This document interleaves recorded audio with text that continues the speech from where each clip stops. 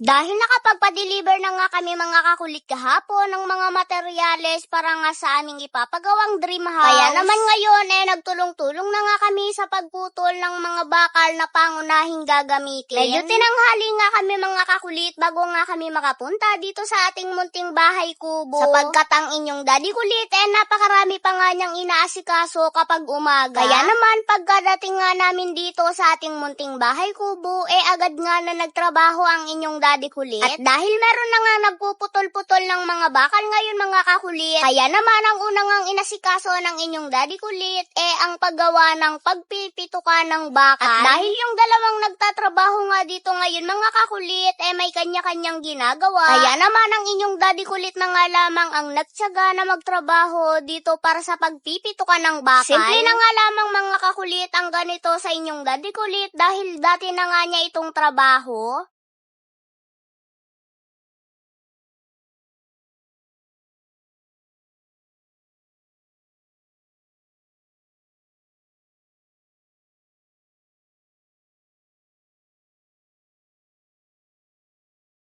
Medyo mabilis at medyo napakaalwan nga mga kakulit ng pagputol ng bakal ngayon. Sapagkat ang kanilang ang ginagamit sa pagputol ng bakal ang grinder. At bumili na nga rin kami mga kakulit ng isang rolyo ng Taiwan. Dahil ito nga ang gagamiting pantali sa pagbuo ng mga bakal. Bali ang unang pinuputol ng sukat ng bakal ngayon mga kakulit 12mm na bakal at may haba nga ang kanilang pinuputol na 1 meter. Sapagkat yung pinuputol nga nila na yun mga kakulit na 1 meter ang haba. Yun nga pala ang gagamitin sa bubuuhin na parilya. At yung parilya na yun mga kakulit, sa pagkakaalam ko, yun yung ilalagay doon sa pundasyon. At habang pinuputol pa nga mga kakulit yung mga bakal na gagamitin sa pagbuo ng parilya, ang inyo namang daddy kulit, utay-utay na ngang pinipitok ang mga bakal na gagawing istera. Sobrang napakalaking bagay nga sa amin mga kakulit na ang ganitong gawain, alam ng inyong daddy kulit. Dahil yung mga alam niya ngang gawain, hindi na nga namin ito iuupa. Bukod sa nakatipid na nga kami sa gastos, yung mga nagawa ng inyong daddy kulit, hindi na nga gagawin ng aming mga trabahador ngayon. Sobrang napakasarap din nga sa pakiramdam mga kakulit, na yung dating pinapangarap at minamanifest mo, ngayon,